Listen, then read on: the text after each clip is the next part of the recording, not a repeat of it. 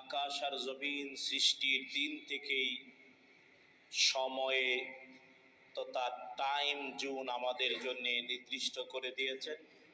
আল্লাহ তাআলা 9 নম্বর সূরার 36 নম্বর আয়াতে বলেছেন, আউযু বিল্লাহি মিনাশ শাইতানির রাজীম, ইন্না ইদ্দাতাশ শুহুরি ইনদাল্লাহি 12 শাহরান ফি কিতাবিল্লাহি ইয়াওমা খালাকাস সামাওয়াতি ওয়াল আরদ মিনহা আরবাআতুন হুরুম। আল্লাহ তাআলা বলছেন, নিশ্চয়ই আল্লাহর কাছে মাসের সংখ্যা 12টা, অর্থাৎ বছর হয় 12 মাসে। বছর হয়, এটা পৃথিবীর কোনো সমাজ বিজ্ঞানী তৈরি করেনি, এটা আল্লাহ তাআলা আকাশ আর জমিন সৃষ্টির দিন থেকেই করেছেন। শুধু মানুষেরা ঝগড়া করেছে, রক্তারক্তি করেছে, যুদ্ধ করেছে, নাম কোনটার কি হবে এই নিয়ে।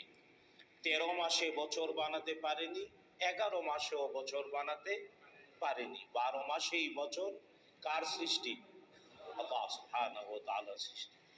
তো আল্লাহ তাআলা ওই 12 মাস সৃষ্টি করেছেন, আমাদের জন্য সময়কে ভাগ করেছেন, আমাদের ব্যবহারের উপযোগী করেছেন। তবে এর মধ্যে 4টি মাস সম্মানিত, 3টি ধারাবাহিক, একটি জিলকদ, আরেকটি জিলহজ, আরেকটি মুহাররম। 3টি ধারাবাহিক, আর চতুর্থটি হলো রজব। চতুর্থটি হলো রজব। তাই এই মাসের সম্মান করা ওয়াজিব।